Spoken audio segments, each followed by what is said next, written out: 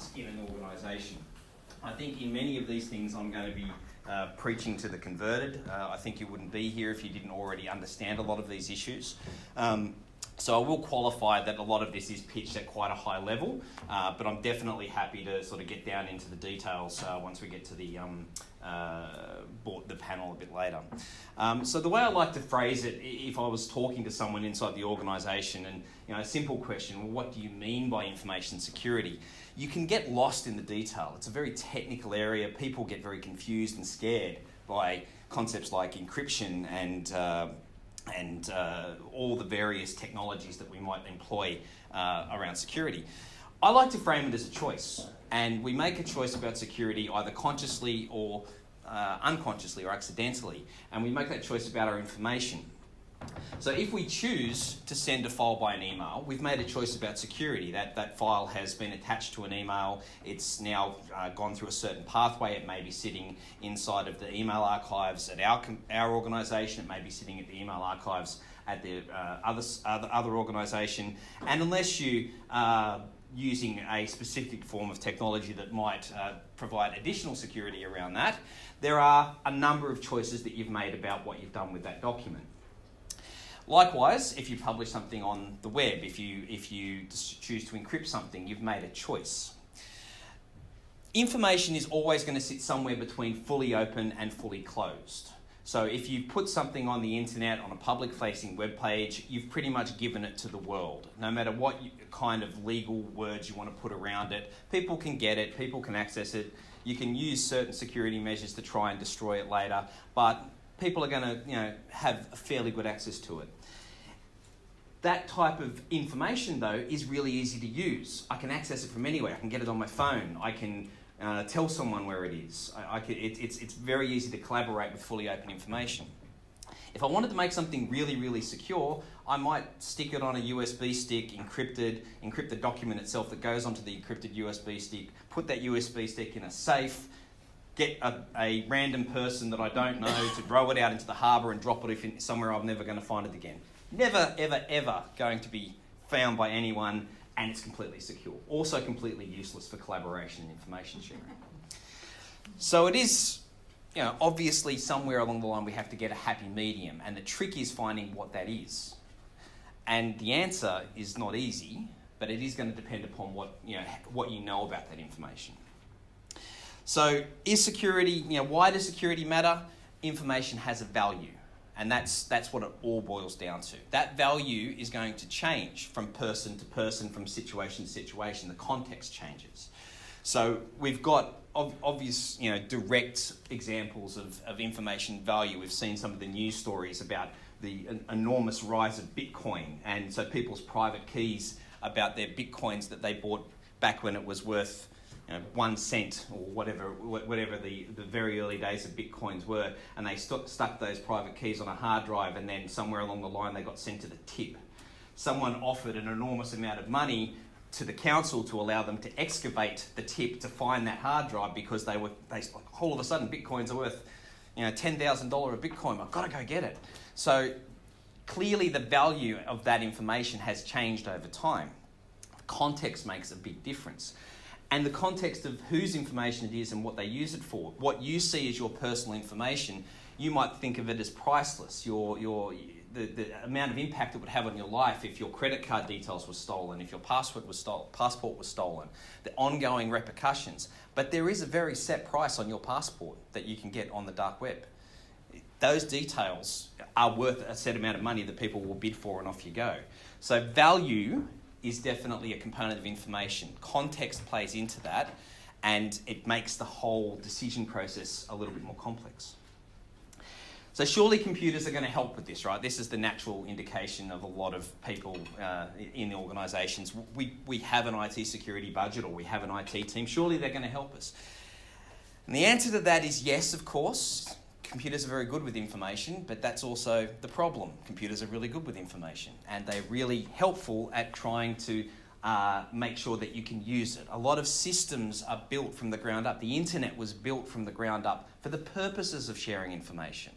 So all of the protocols, TCP/IP, HTTP, these things that we use to transfer information on the internet, They were built with redundancy. So if the transmission gets lost, I can go back and get it and bring it back forth and we can get it.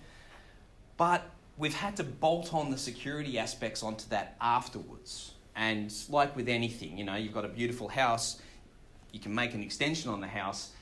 Generally speaking, that extension, you can tell it's an extension. And that's what security on a lot of these protocols is. It's not built into the protocols themselves. Now, we're getting better at that, and we're starting to see systems designed with security from the ground up. But at the end of the day, we all know that security is only going to be as good as the weakest link in the process. The banks are using systems that are 40, 50 years old in some cases. It's hard to lock our world down when our technology does sort of equally moves fast and slow at the same time. So then, is the answer the users of the computers, of the systems, of the protocols? And most people that work in security will in short say no. Humans are actually the worst part of this problem. IT people will bandy around terms like PEBCAC. Some of you may have heard of that one. The problem exists between the keyboard and the chair. IT people will use terms like carbon-based errors and carbon-based faults. This is because people, again, most people don't have a security mindset. Most people, unless they've been burnt, unless they've been stung by something, they're thinking, what do I need to do to make my life easy? If I start talking to a user that's never had a problem around security, and I say, oh, well, before you take that USB out of the organisation, can you please make sure it's encrypted? Or, rather than sending that email, here's the password protected Excel spreadsheet. By the way, this is the password inside the same email. Trying to make sure that they get, yes, I understand you're trying to make your life easy, but you're actually you're potentially making everyone else's hard. So it's hard to try and change that kind of culture without a significant incident. And that's something that I think that a lot of organisations need to be doing a little bit better, but I'm not suggesting it's an easy thing to do. It's certainly not an IT department problem. The IT department is a part of this solution, but it also needs to be a broader organisational approach to information security. So to finish up my section, I guess I've given a bit of doom and gloom here. The computers can't help us, the people can't help us, security is hopeless, let's just open up all of our emails and let everyone look at it. Of course we're not going to do that. Of course we're going to try and get this better. And there is best practice out there. There's international standards, there's security models, there's audit frameworks. There's lots of things that we can do. The problem I find in practice is that a lot of these things, you can say them and you can talk about them and organisations can get a tick to say, yes, I'm ISO certified. But in practice, they're so hard to make part of what you do in your daily business processes. Humans are really keen to make things as easy as possible. So they're going to find the naturally easiest way to do what they have to do and then go home and watch Game of Thrones or whatever they're going to do. So it's easy to say we do these practices, hard to make sure it's embedded. We also often use sticks rather than carrots with security.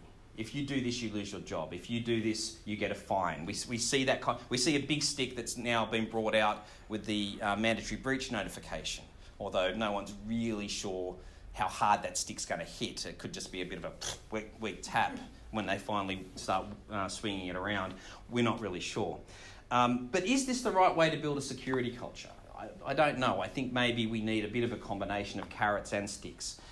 It's hard building a business case around putting security into an organisation. It's hard to look at return on investment. It's hard to convince people to spend money. What I advise some companies that I've come across and they've had an incident and they're like, look, we could spend hundreds of thousands on this. What do we do? It's a little bit funny to say it this way, but I say be selfish. When I was a police officer, I saw a lot of break and enters and a lot of houses that were broken into in the 90s. There was a big spate of, this back when people had VCRs, and VCRs were being knocked off left, right and centre. And what you'd see is a row of houses in a street, and this house would be broken into, then two would be missed, then the next house, and then the next house after that, and then two would be missed. And if you look at the pattern of the houses they didn't get broken into, they might have had a dog in the backyard, or they might have had an alarm at the front, or they might have had some bars on the window. The houses that were broken into, they had a ground level side window, or they had a park at the back of the house. The easier your house is to break into, the more likely you're going to have an incident. Cyber criminals, either directly activity or even people taking opportunity from inside the organisation. If you make it hard enough to make it too hard for them and they can go somewhere else, then they probably will, much like your break and enter merchants in the 90s. So to end it, really it is just a simple message, but it's hard to enact. Know your information. Where is it? How valuable is it to you and how valuable is it to others? Who has access to it? And then make a informed choice about how much money to spend on securing it. You're not going to obviously lock down a children's tricycle with biometric security and super RF identification for people coming near it. And equally, you're not going to secure a Rolls Royce with a bike chain. You've got to pick the right level of security investment for your information. Okay, thank you very much.